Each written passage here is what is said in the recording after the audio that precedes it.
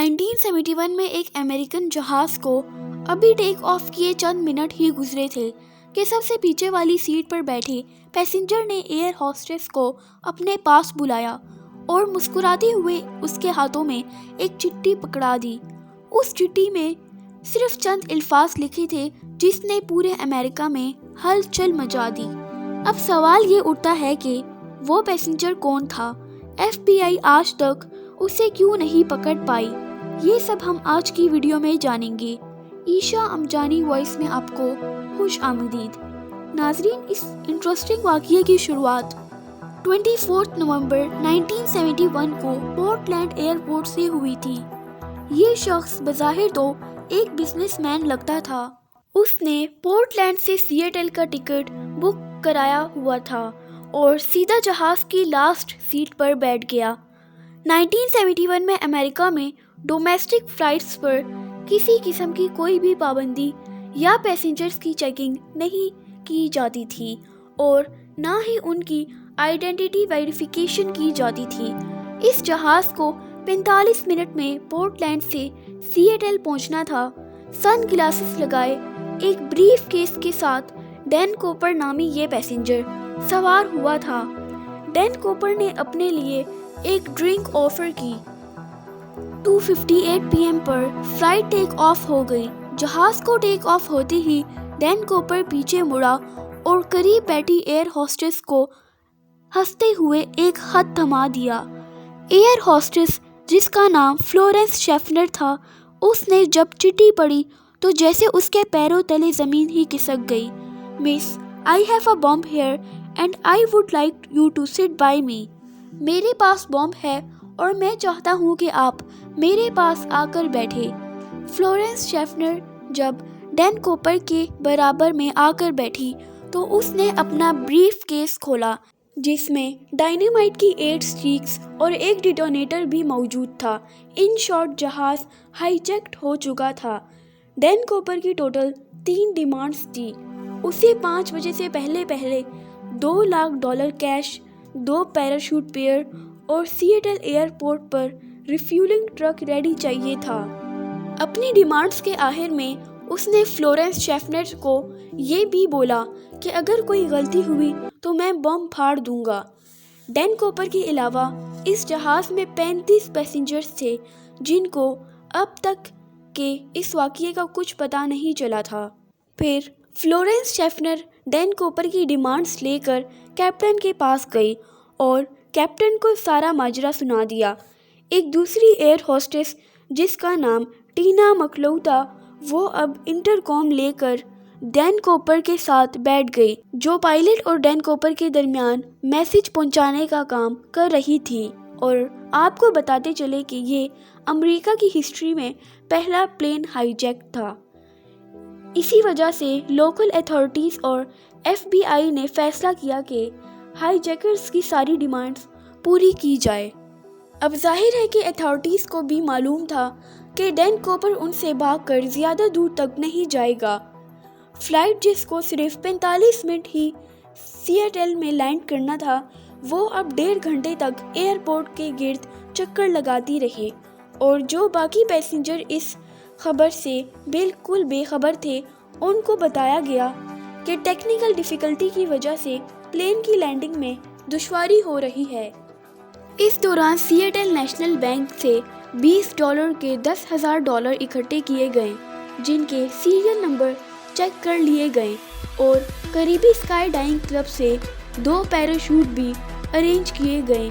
5:54 minute पर जहाज़ को लैंड कराया गया और वादे के मुताबिक डैन कूपर को $2 लाख और पैराशूट के 2 पेयर दिए गए और साथ ही साथ जहाज़ को रिफ्यूल भी कराया गया। अपनी मांगी पूरी होने के बाद डैन कूपर ने 35 पैसेंजर्स को जाने दिया और दोनों पायलट्स और दोनों एयर होस्टेस को जहाज़ में रहने का कहा। इस वक्त रात हो गई थी और जहाज़ एक बार फिर टेक ऑफ हो गया था। डैन कूपर ने अपने साथ बैठी टीना मकलऊ के ज़रिए पायलट को कुछ खास इंस्ट्रक्शन भेजी। वो चाहता था कि जहाज़ के लैंडिंग गेट्स और फ्लैप्स खुले रहें और एल्टीट्यूड 10,000 फीट हो और स्पीड 320 کلومیٹر پر آور اور جہاز کو سیدھا میکسیکو سٹی لے کر جایا جائے۔ پائلٹ نے باقی تمام ڈیمانڈز تو پوری کی، لیکن جہاز کو میکسیکو سٹی لے جانا فیول کی وجہ سے پاسبل نہیں سمجھا۔ اس وجہ سے پائلٹ نے ڈین کوپر کو ریفیولنگ کے لیے 2 آپشنز دیے، رینو یا پھر فونکس۔ ڈین کوپر رینو پر راضی ہو گیا۔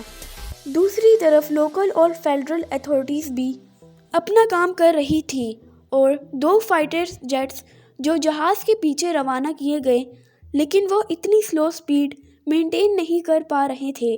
اسی وجہ سے انہوں نے جہاز کے گرد چکر لگانا شروع کر دیا۔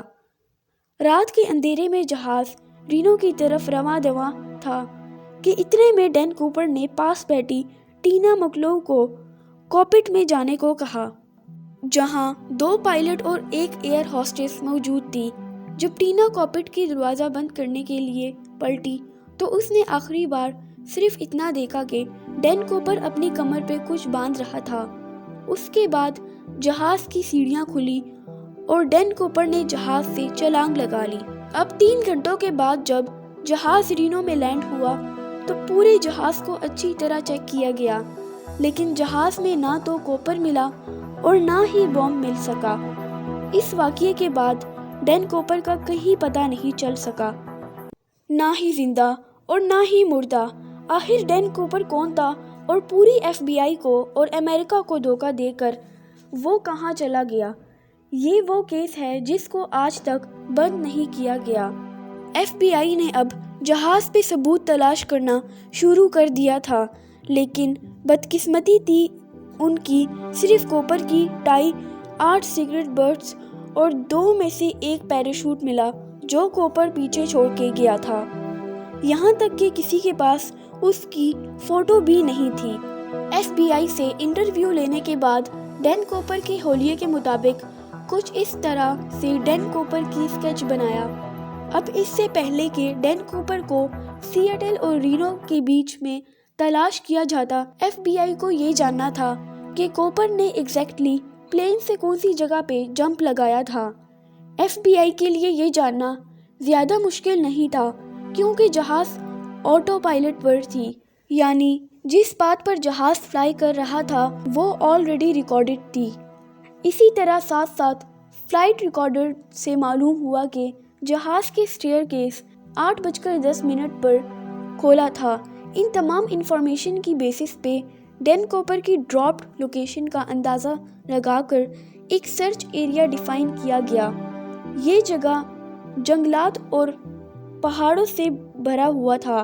ایریا ٹیم اور لینڈ سرچ ٹیم نے اس جگہ کا چھپا چھان لیا، لیکن کوپر کو کوئی نام و نشان نہ مل سکا اور نہ ہی کوئی بریف کیس ملا اور نہ ہی کوئی پیسے، حتیٰ کہ اس جنگل میں اتنی سخت سردی تھی کہ سب کو اب یہی لگا کہ ڈین کوپر مر گیا ہوگا۔ لیکن اس کے بعد جو ہوا وہ FBI کے وہم و گمان میں بھی نہیں تھا۔ اب FBI نے پہلی بار امریکن کیس میں پبلک سے ہیلپ لینا شروع کر دیا۔ ڈین کوپر کا اسکیچ اور $2 لاکھ کے سیریل نمبر بھی نیوز پیپر پہ چھپا دیے اور اس کے علاوہ ڈین کوپر کے بارے میں کوئی بھی انفارمیشن دینے پر انعام دینے کا بھی وعدہ کیا گیا۔